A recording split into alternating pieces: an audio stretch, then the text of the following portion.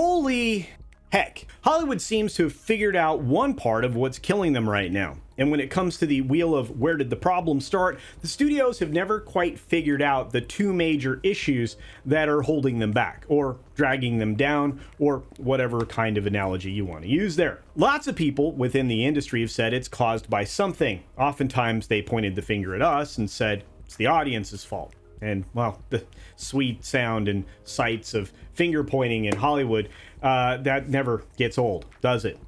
And look, it's a never-ending soap opera there. It always has been. They create drama within their own industry regularly, only to try to rise above it and, well, sometimes just completely missing the mark. And let's face it, everybody here has a role to play in, well, what was wrong. This time it's the studios themselves, though. They're kind of under the hot lights during an interrogation, and they are getting grilled really, really hard by investors and, well, other industry segments as well. It seems many people knew the problem all along. They are just now coming around to publicly admitting it. At least that's what we're hearing. And I think that's what we're all here for. Let's go. It's time for a wake-up call, Hollyweird. Your distribution partners have had quite enough. Joining them are folks from the Writers Guild and SAG-AFTRA, although they are likely just there to pivot off of their own axe to grind. And as we talked about last weekend, Charter executives are all shaking their fists at studios. They're blaming them for the mess that Hollywood has become. And the reason? Well, the studio's relentless pursuit of Netflix and their shiny streaming services. In fact, I think this is truer than anybody in any of these studios would like to believe. Let's face it, Hollywood these days can be summed up in one word: misery. The Writers Guild and SAG-AFTRA strikes seem to be in eternal deadlock with no end in sight. In fact, I don't think we'll get anything moving forward until we're in the dead of winter in the beginning of 2024. The major streaming services, except for Netflix, are hemorrhaging money faster than you can say Blockbuster. And they're all breaking even, or hoping to break even, by 2025. But who knows if that'll ever happen.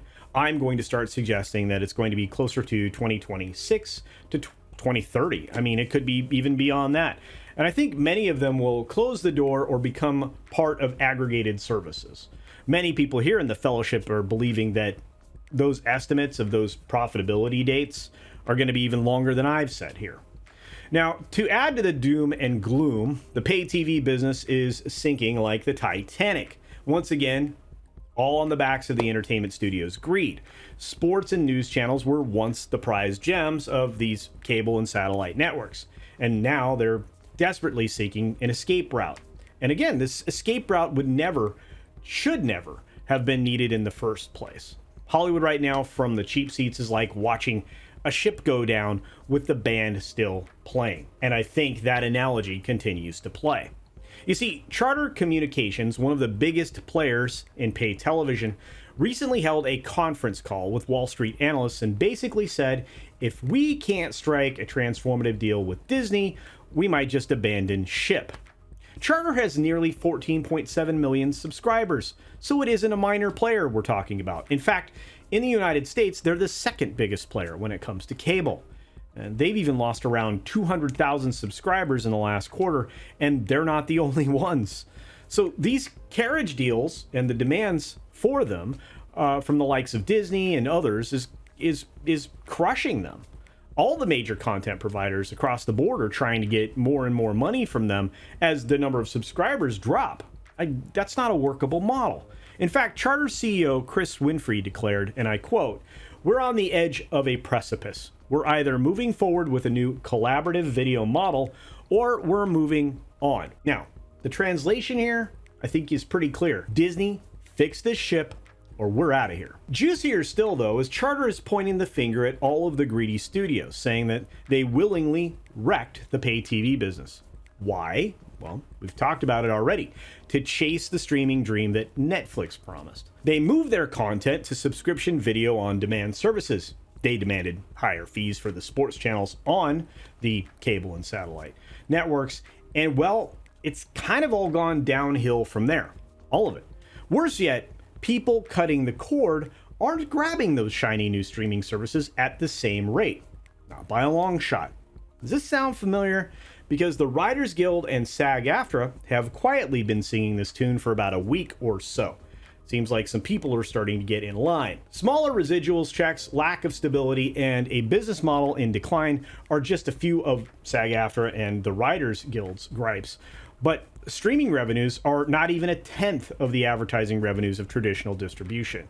There is no money to be had in these streaming services. In fact, it was such a shell game. In recent weeks, we've had Disney being sued by their own investors over it. And in a staggering moment of coherent thought, Adam Conover, a member of the negotiating committee for the Writers Guild, even said that Netflix started a frenzy in the industry. Warner Discovery, for example, has killed off 25 profitable cable channels to jump on the streaming bandwagon. You've heard of stepping over $1 to pick up a dime? Well, here it is. And I bet everyone wishes that when those studio heads were bent over to pick up that coin, somebody kicked them real hard in the keister. Now, don't get me wrong. No one's saying pay TV or pay TV bundles was perfect.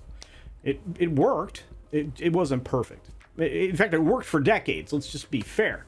And consumers got their entertainment, sports, and news, and Hollywood got its slice of the pie.